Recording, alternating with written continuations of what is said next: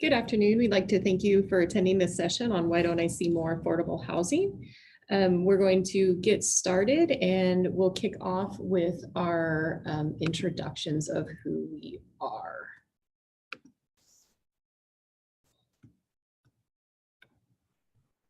Good afternoon. I'm Jack Hawkins. I'm the Home Programs Manager for Idaho Housing and Finance Association.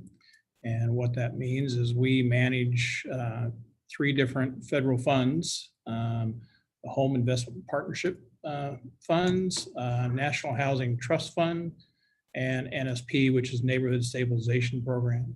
We can kind of get into that a little more. And so we handle that for the state. I'll turn it over to you on it. And sorry, you're going to have us back and forth moving the computer to ensure that you have our faces with our voices. I'm Rhiannon Avery. I'm the Grants and Programs Manager with the City of Boise. And much like Jack, I administer the federal funds from the U.S. Department of Housing and Urban Development through the Home Investment Partnerships Program and then the Community Development Block Grant Program. And so we're going to talk a little bit about how those can facilitate some income restricted units and then also compare that to the market that we tend to see a lot of what's being constructed.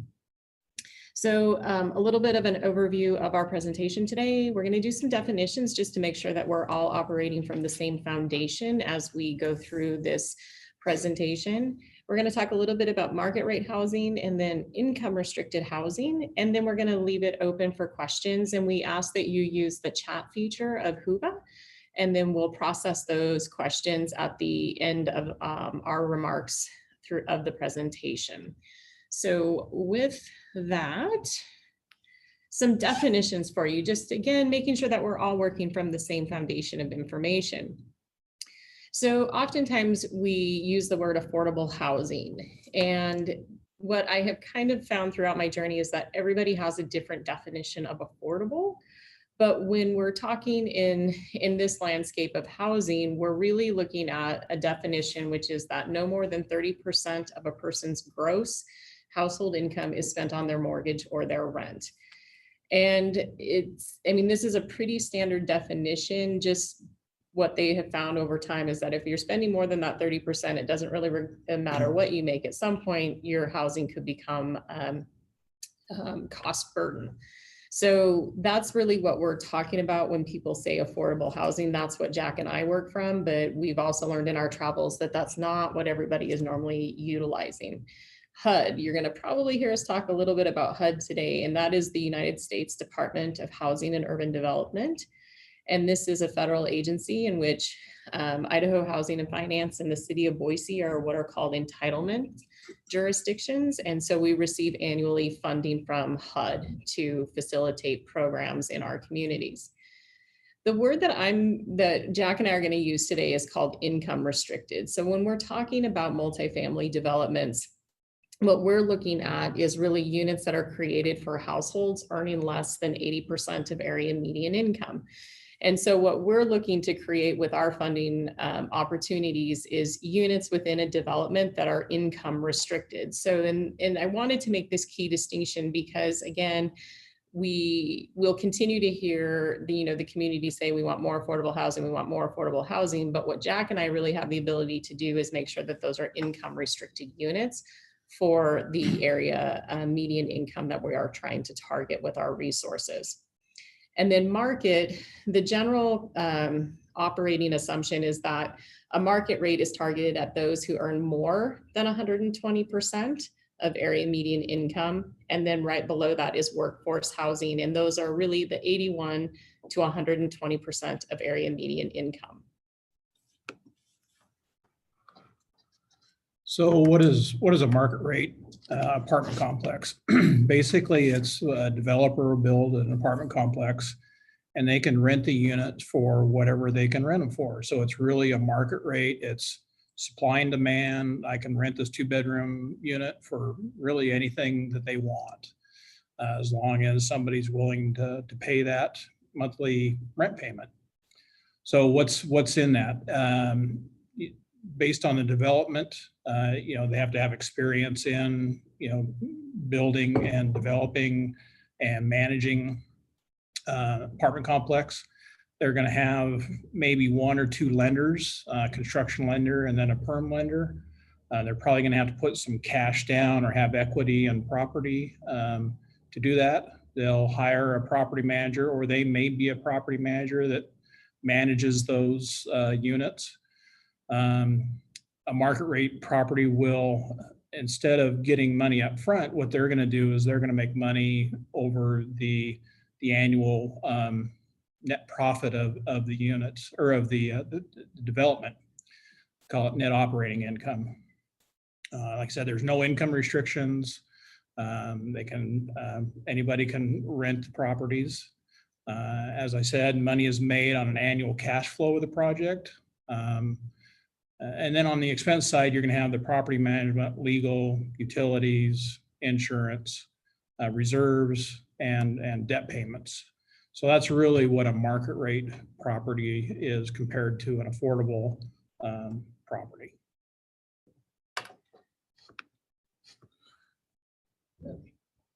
So when we look now at kind of that compare and contrast market rate units versus income restricted units, again, we see some of the same requirements, which is that somebody who is developing a multifamily project that has income restricted units, we need them to have the experience because they more or less have multiple funding sources. And one of the examples that I like to give is that the very first project that I was a part of that had federal resources from Idaho Housing and Finance and the city of Boise, it took that developer 13 different funding partners to make their project come to life. And so what you genuinely have to have an experience of how to make all of these funding partners come together with all of their lawyers and the documents that come to ensure each funder's requirements will be met. And again, in contrast to that market rate, they may just have one lender for the construction, one lender for permanent, or it may be the same lender for both. So again, you're looking at one, maybe two funding sources in contrast to a market rate development where you're going to have multiple funding partners. Again, you have to have lenders who are willing to work within the parameters that come with the funding requirements. And most of the time there's an overlay of federal regulations to ensure that these income restricted units are operating in the way that they were intended to. One of the big differences is that you don't necessarily have to have money down, whereas in the market rate, you may have to come in with the equity or the cash down. Much like when we're buying a house or buying a car, that lender wants to see us have some of our own investment. That doesn't necessarily happen on the income restricted. It's very little money that the development team may have to come out of pocket with just to get the project done. Again, a property manager who knows how to comply with the regulations. And then one of the key parts that Jack and I have to look at when funding projects is that there is the demonstrated ability to make this financially feasible with those limited income and rents for the first 15 years. That's really a key part of this. And when you look at the two differences in projects, the market rate is going to have higher opportunity for larger revenues than that of a market or of an income restricted project. Now, because of what's called a developer fee on these income restricted units, the development team is going to make their money up front, which is in contrast to a market rate where they're going to make it over time.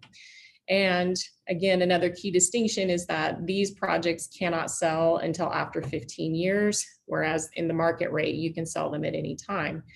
As you can see, the expenses for the income restricted units are pretty similar to that of a market rate. However, they do have additional compliance fees, meaning when we come on site to monitor, we have the ability to charge them for the administration of doing that monitoring. And it is a monitoring anywhere from 10 to 20 years, just depending on the project type.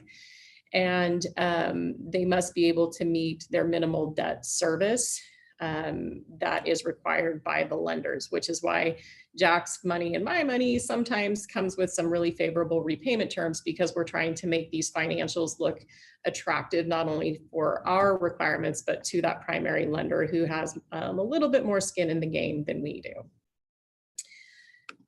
Okay, so what are some of the funding tools that help make these projects come to life for income restricted? We're going to start with Mr. Jack. Okay, so one of those ability to finance these rent restricted is through the low income housing tax credits. And Idaho Housing and Finance has a department called Project Finance that is run by a person by the name of Corey Phelps, who manages the tax credits for the state of Idaho. So each state gets a certain amount of tax credits per year. For example, the state of Idaho gets a little over $5 million in tax credits. And this isn't specific, but or right down to the penny, but you can kind of equate that to about 10 times the amount, because what happens if you get $1 million in tax credits to the equity investor, that equates over a 10-year period. So it's $1 million times 10, so about $10 million in tax credits. So who gets those tax credits? So investors like, Wells Fargo, Raymond James, they'll come in and actually purchase those tax credits, and they'll be able to use them for their tax credits against their larger company. So that money actually comes in as an equity into the project. So there's no debt service against it. So it's a huge boost to help keep these units affordable. It's very similar to on the bond financing. There's, of course, devil's in the details, but you get bond financing that helps you finance these projects. On a tax credit project, you're probably going to get maybe 70% equity, but on a bond project, you're probably going to have maybe in the 40 to 50% range. So again, this is when people like Rihanna and myself come in with home for that gap filler. So if you get on the tax credits, if you get 70% from the tax credits, you get maybe a permanent lender that comes in with 20% in the financing, and they're still missing that 10 or so. Then what we can do is come in to fill that gap. Then of course there's like I said, the Home Investment Partnership Program and Housing Trust Fund. That's that GAP program. Then I think federal regulations. I think we're going to turn back to you. So this is probably one of my favorite things in life is federal regulations. And for the development teams that we work with, and again, understanding all of the requirements of the low income housing tax credit program, bond financing, and then if they have any of the federal resources, primarily through home, it's ensuring that there is compliance with environmental reviews. Do we have to build in noise mitigation because we're in an area where noise may exceed 65 decibels? Right now I have a project that has triggered a archaeology dig because it was on a property that housed the first mayor of Boise's home site. There's Davis-Bacon that sometimes gets triggered, which is a requirement for prevailing wage. There's also Uniform Relocation Act. And so part of the reason that I gave these examples is that, again, that developer experience in complying with all of these is really paramount to making sure that we can keep the federal resources in these projects. And it also demonstrates the complexity that to get a development with income restricted units, there's also an additional layer of just knowledge and compliance that comes with the resources. So it is definitely not something that most people wake up one day and say, I want to build a development with income restricted and I want those federal funds. It's not that it's impossible, but it is definitely an exercise in patience and understanding those federal regulations. And then just the compliance, typically when funding goes in, we have, really from the time of application, there's compliance for underwriting to make sure that our amount is just covering a gap, that we're not over subsidizing a project. And then we have during construction compliance.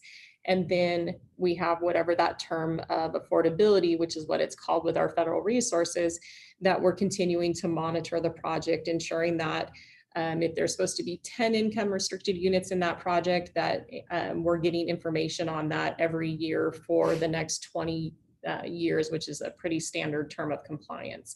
So again, when we look at the landscape of what's being built, and this is why Jack and I were really, I think, excited to kind of have this conversation, is that in the area that I oversee with our federal resources, we get a lot of feedback about Boise. And then Jack, because he serves the entire state, he gets a lot of feedback as he's traveling.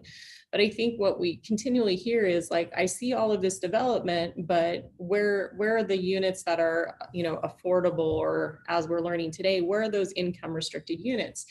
And really, absent of our federal resources being in a project, or what the city is working on right now with doing a land trust, where in which we put in our land at a reduced rate, there's not a lot of requirements that developers actually have to make these units available for the range of incomes that our programs would require. And so with that, we kind of just threw a whole bunch of really nerd stuff at you, but it's something that Jack and I really love to talk about. And so at this point, we're going to go ahead and open it up for the chat. And if there's something that we need to recover, please don't hesitate to ask us. This is kind of our daily speak. And we understand that it's not the normal thought process that a lot of people go through. So we are happy to turn it over to the questions. And while you guys, I'm sure, are so excited to flood us with questions, we did have one there was a couple submitted prior to the session. And one says, funding is one of the main issues. Developers want to make money. So without adding funding sources, it is difficult to build affordable housing. And while this is more of a comment, Jack, what is your thought about really additional funding sources to make it more profitable? So one of the things, and like Rihanna said, I kind of cover the state, and wherever I've gone, I've made sure that everybody understands that this can't be a single sourced funding issue. Everybody's got to come to the table. The city, wherever you're going to build a project, is the city can come to the table. Developer needs to come to the table. You need other sources that come in. Like I said, we talked about the home and HTF, but also what Rhiannon covers is CDBG, comes from the city, but also there's some state CDBG money. And as Rihanna was saying earlier too, we were working on one of the developments here locally, had 13 different funding sources. So in order to make these projects affordable, everybody's got to come to the table. It can't be just one or two sources. And this kind of leads into another one of the questions that was out there, that what about requiring developers to include, or no, why aren't these sources available outside the city and IHFA? Well, and that's one of the things that probably needs to happen at the state level. Is Idaho, I believe, is one of 3 states that does not have a state housing trust fund. We also don't provide state tax credits. A lot of the other states do. And I think it would be beneficial if the state would come to the table also, because I think that would definitely help out on providing some of the different various funding sources that these projects really, really need. And I think the other part that I would add to that is that it's really just a fact. It's not to be misconstrued as, shifting or pointing fingers, but I think when we look at even our state legislature, we don't have a housing committee that really, convenes regularly to talk about these complex issues that each community is continuing to face as it pertains to growth and housing, and then making housing that fits budgets for the varying household sizes and what they can afford. And so whether it's, really reminding individuals that whether it's your local elected leaders, your state elected leaders, or your federal elected leaders, really continuing to provide the feedback that, this is really something that needs to be addressed, and that it really is going to take all of us with the resources that we have trying to puzzle this together.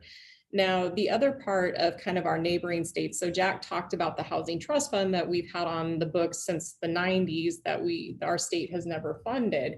Our neighboring states often have real estate transaction fees that go into a pot of money for the entire state that is made available to developers to, again, offset some of these costs to create more income restricted units.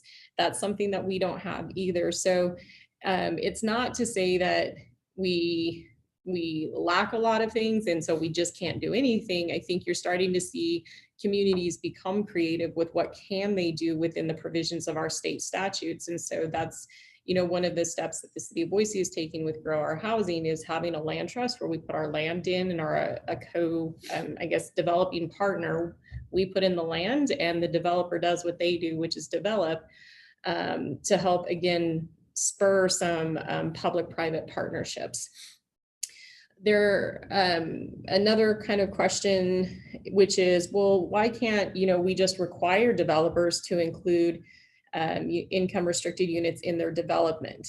And that is prohibited by our state statute. It is what is called inclusionary zoning, and we're not able to do that.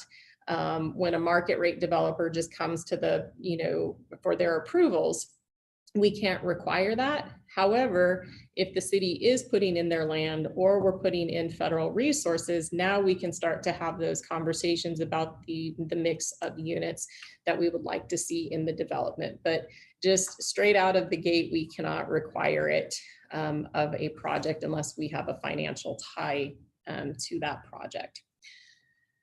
And there was another comment submitted. Is the City and Citizens Committee researching form-based codes to implement in the new zoning efforts? I would like to see the city look into that and abolishing single-family zones that limits the denser housing to be built in the areas. I am just going to be really honest. This is not an area that I know much about, but I would be happy to pass this comment on to Energize or those on my team, and we can follow up with a response. But I'm a federal nerd, but not our local zoning efforts, which I do apologize for.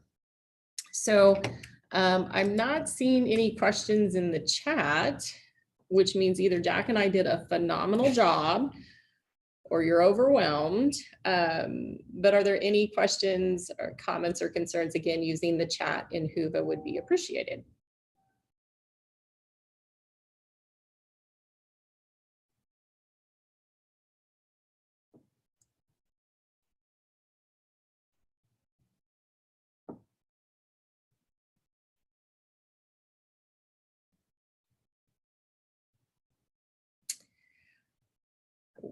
Oh, we have a little flashy flash here.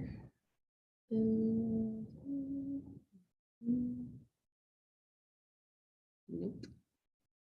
Okay, well, I guess we will be respectful of your most important time, and we thank you so much for participating in our session. Our contact information is in the Whova information. So, Diane, you have raised your hand. I don't even know what that means. Hold on.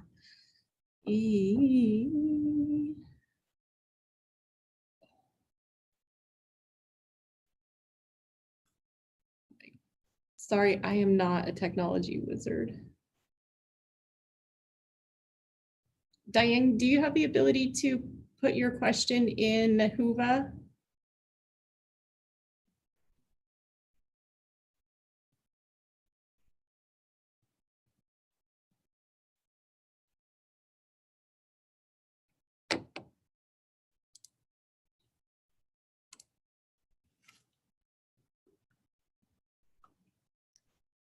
Just bear with us. This is one of the ebbs and flows of a virtual world that we're existing in.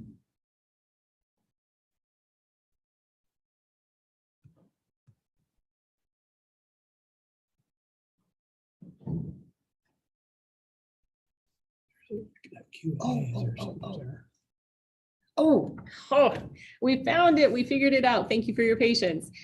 So Diane, how is the federal money allocated geographically by population numbers?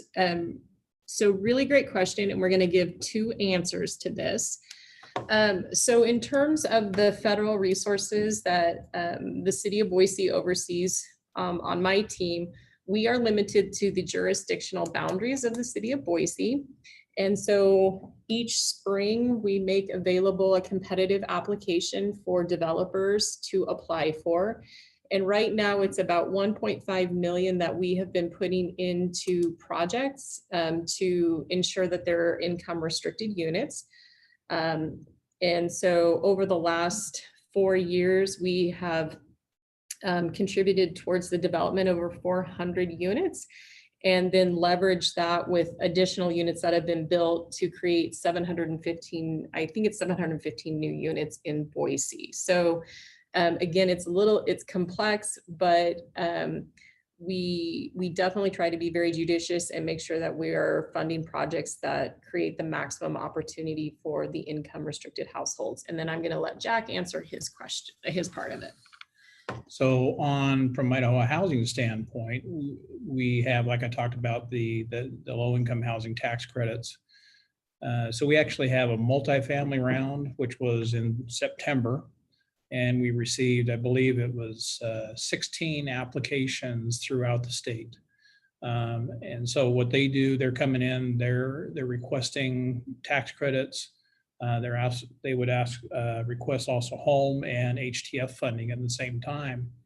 And so how that's allocated throughout the whole state is it's on a point scoring system. And so within, it's called the QAP, which is kind of the policy and procedures for its qualified allocation plan. It's the policy and procedures for allocating the tax credits. And so in there's a point system. I believe it's right around 100 points. And so the better you score, the better the opportunity that you will to get the tax credits. And as I mentioned, that's really where the big bucks come from in a project, is through the tax credits. But we also allocate the home and HTF. So we do a multifamily round that includes the tax credits. And then in November or December, we actually do a single family round. We work with some nonprofit, I think it's six or seven nonprofit developers throughout the state. And we will allocate through a competitive process some home and HTF funds to those nonprofit developers throughout the state for single family projects. So that's how they are allocated. It's not really on a geographical, but it's on a point based. And so what we want to do is provide the best projects funding, and that's probably it's the competitive way. It's the most the best way to do it. And I think it's actually legal. We have to do that. I know on home we do, and I think tax credit we actually have to allocate it on a competitive basis.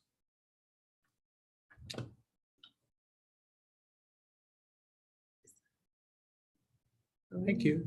You're welcome. Thanks, Diane. Thanks for helping me learn a new feature of Zoom too. Are there other questions?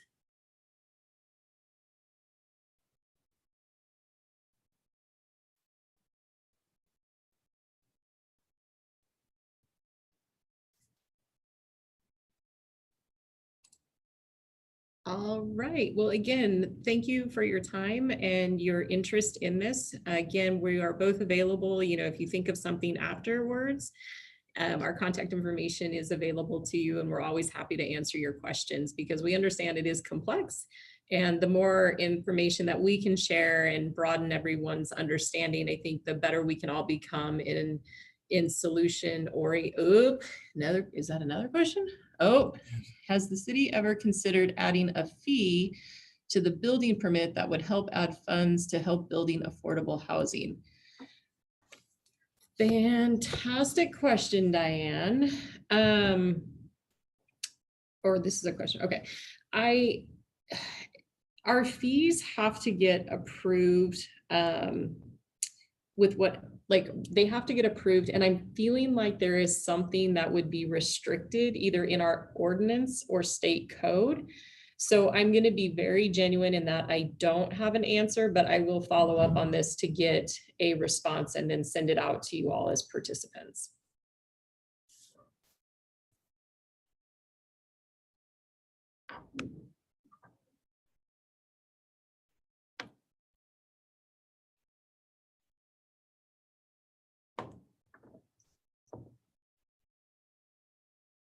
Is there another one up there? Okay. Sorry, we are just learning so much here. Okay, thanks. thanks. All right. Woo.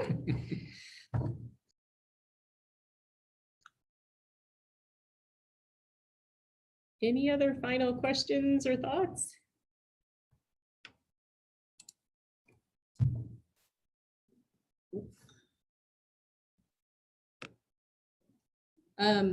None of your federal money can be used to repair existing housing, right? Well, actually, Diane, great question. So at the city, we can utilize our community development block grant programs to do rehabilitation to existing properties. We can do those on a single family homeowner basis, or we can do them on a multifamily basis. There are underwriting and eligibility requirements, but in short answer, the households have to be income eligible, so under 80% for us to assist. But what I love about this question is that the city, for those of you who don't know, we do own and operate over 300 units of housing that is income restricted. And we have just been embarking on a 4-year project where we invested $2.4 million to essentially gut 80 units that we own. And what we wanted to do with this was to see if it was more financially feasible to invest resources to retrofit, if you will, the units, and then doing improvements that improve, water reduction, improved use of utilities. So energy efficiency is kind of what we were going for with these units. And so we're almost nearing completion, but that is an example of how we can use our community development block grant program through HUD to help property owners who do have income restricted households complete renovations to their properties. Again, there's all of those kind of lists of you have to comply with the federal requirements on these projects, but it is certainly a resource that is available with the city that we can assist with. And then Jack. So actually under the tax credit program, there's a set aside for an acquisition rehab. So out of the $5 million in tax credits for the state of Idaho, I believe it's 10%. So there's a set aside for that. And so when these developers are applying and they're looking at purchasing a multifamily unit and it needs repairs, rehab, whatever, there is the ability to go in, purchase the property, put money into it, rehab it up to the standards, and then turn it over and make it in essence, a brand new project that's been rehabbed and should be very nice. So. Okay. Other questions? I think we got another one. Oh, now we're rolling.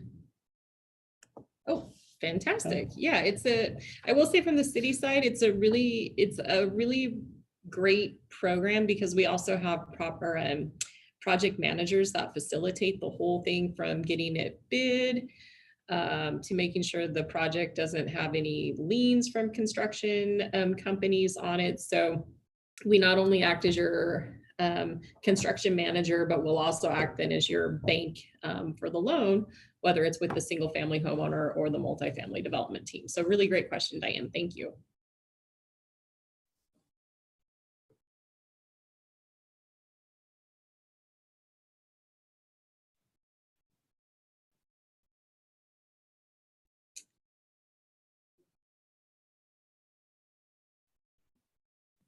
Any other questions? Oh.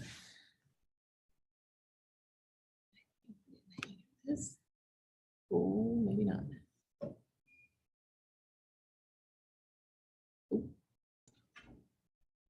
Okay.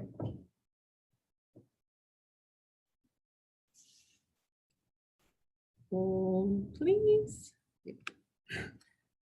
Oh, all right, Diane, thank you. We do appreciate your questions. Yes, thank you.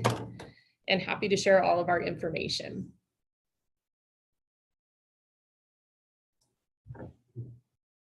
Coming in now. Coming in hot. Are there untapped opportunities that have not been used to date to further leverage the programs you have to help provide housing in Idaho? Do you have a wish list that should be considered? Ooh. You may have stumped the chumps. Let's see here.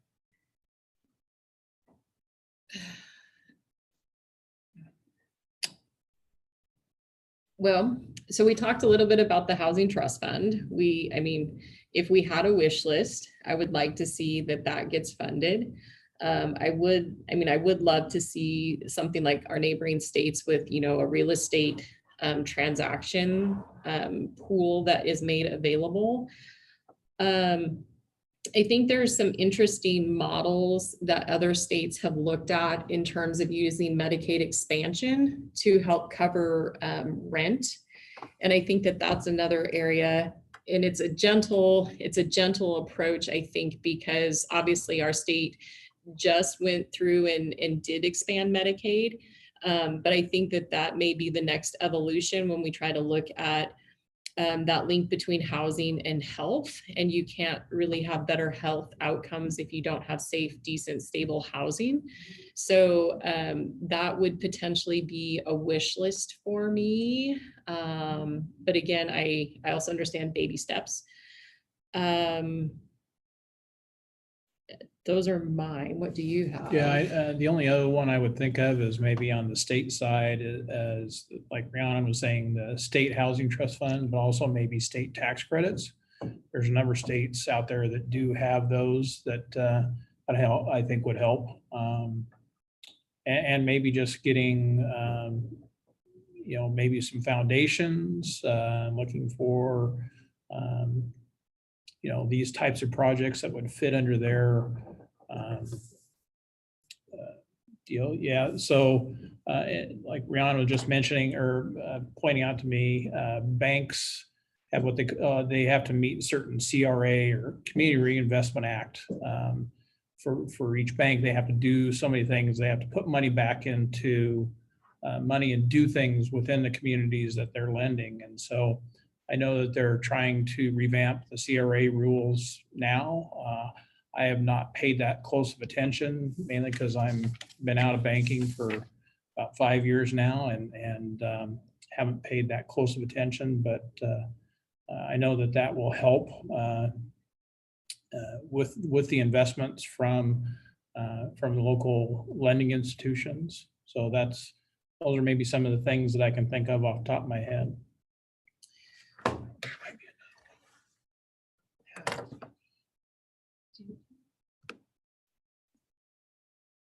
There's a separate Zoom group chat that apparently you can't see, but I can. That's where I'm getting. Well, Diane, you are a great facilitator of questions, and we are so appreciative. Yes. Is it the session Q&A thing? I don't know. About that? Hmm.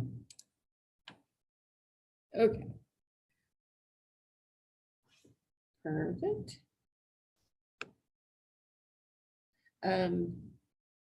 What is the role the city of Boise can play to ensure more affordable housing projects occur? And then for Jack, what resources are available to build income restricted housing that's available for sale to those making less than 80% AMI?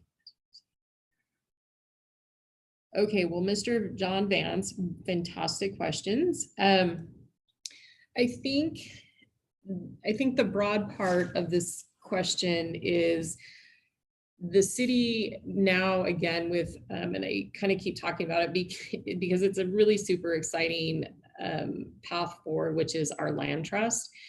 And so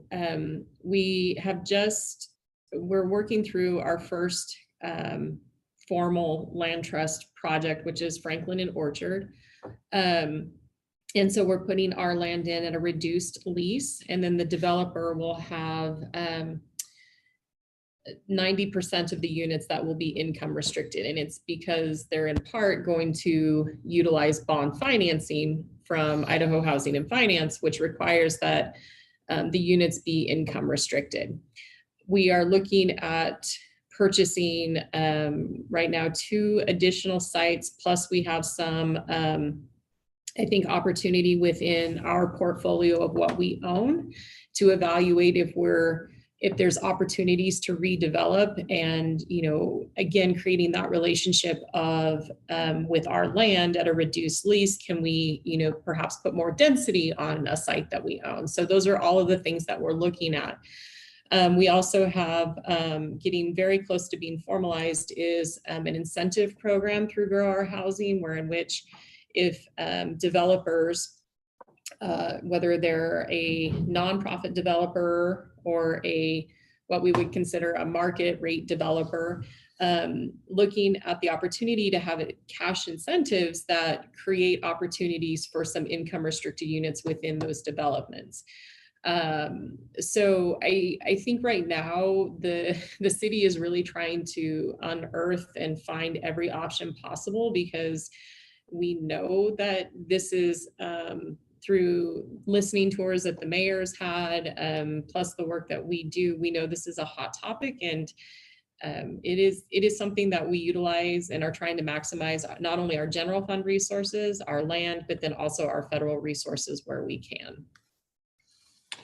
So John, on the second part of your question, we do currently work with, I believe it's 5 or 6 various nonprofit developers within the state, as far north as Bonners Ferry, locally here, as far east as Pocatello. And so we do provide funding for these nonprofit developers to go out and either rehab or build and then sell to income restricted families. And it is less than it's 80% AMI and less. And we do end up leaving a little bit of money in the project, but what it does is we'll keep in maybe 20% as a down payment assistance, so to speak.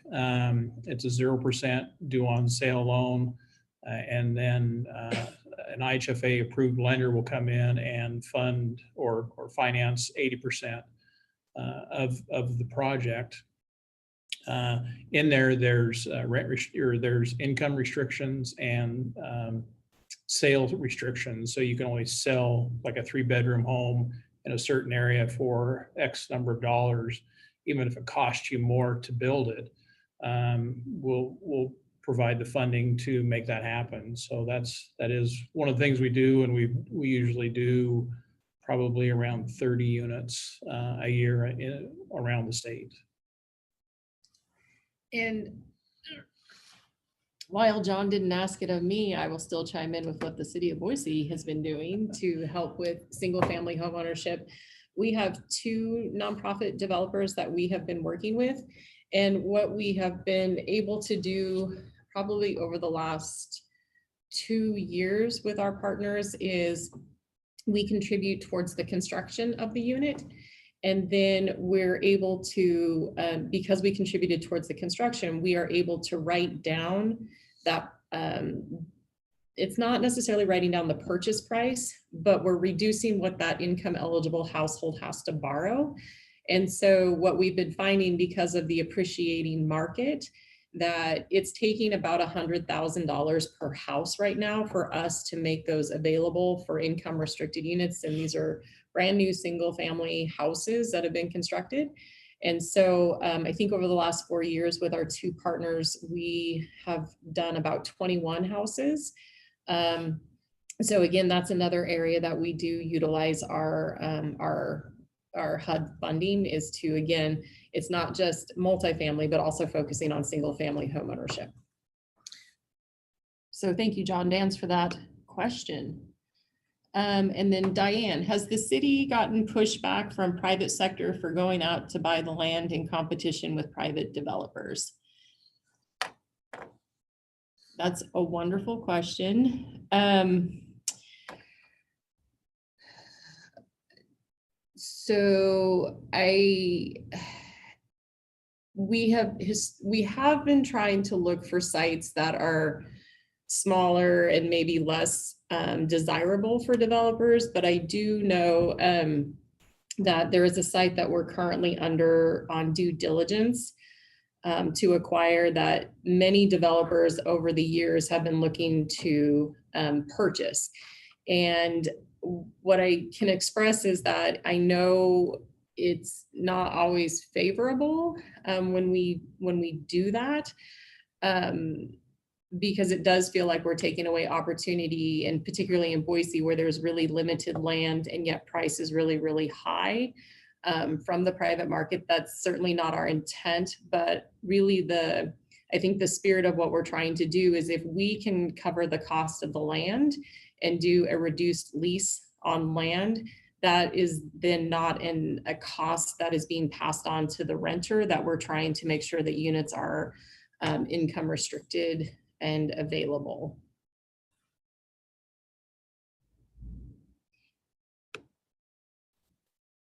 How many income restricted households does the city estimate exist now and as Boise grows? So Diane, this is a really complex answer, but I'll give kind of just the broad. When the grower housing initiative started, we estimated that over the next 20 years, we needed 20,000 new units. And that's a mix of multifamily and single family to meet the demand. The kind of round number that was proposed at that time is that approximately 30% of those 20,000 units, we really need to look at ensuring that they're income restricted. But when we look at the building permits and all of the construction that's happening, yes, we're getting units online per year, but those that are for the income restricted, we're not hitting that 30% number at the same pace that we're hitting just the 20,000 units in general. So we've been producing the city with the developments, it's a little over 1,000. I think some years it's been 1,400, 1,500 new units, but it's very limited on those that are available for income restricted housing.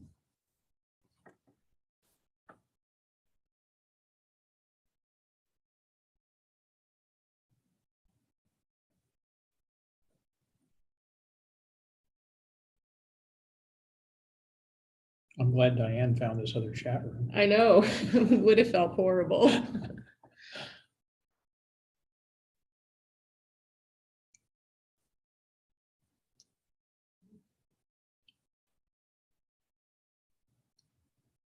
Here we go. I guess what I wonder is how many people are income restricted. I don't have the numbers off the top of my head, but I think a very short answer is that now, as we're entering our 7th month of a pandemic, in which prior to going into the pandemic, our income has really remained stagnant. And when we have a state minimum wage that it's $7.25 and has been that way since I think 2008, there was already a lot of demand. And now in current pandemic and post-pandemic, where we know that incomes are still going to be very fragile from a recovery standpoint, it's not going to be that far off to say that that number is going to increase. It's funny, I have to do my updated federal report for our funding and telling HUD how we used our money. And so this is something that I do run annually. I just haven't run it for this year, but I would say it's been constant, but I think we're going to see over the next year and a half that it's going to increase just simply because of COVID. So I apologize that I don't have a specific answer for you. Do you have any perspective from the rest of the state? No, I would think, I know that IHFA provides a document. And I think in that, it tells us what that income restriction percentage basis is. And I hate to guess, but I think it's fairly high. I'm sure that we could go look at that report and get back to you on what it is on a state level. For some reason, I want to say 50%, but I don't know if I'm right on that number. But we could look it up, and I think it's in that report that Brady Ellis does for Idaho Housing.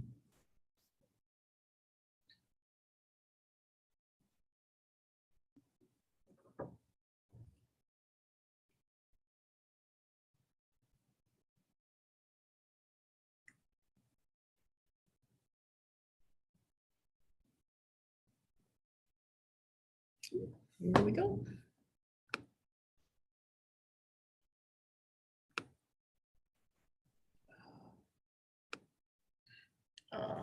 Sorry, having an issue. There we go. Oh, well, I thank you, Diane. Yes, thank you. We appreciate the questions. Yeah, and that you had a super secret access that we didn't even have access to.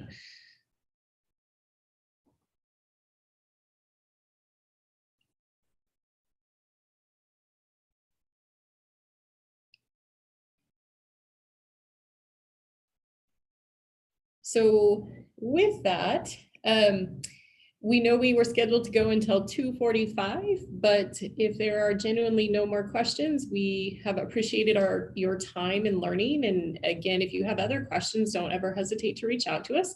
But we're going to give you the gift of time to either hop on another session and or just take a comfort break and enjoy the rest of your day.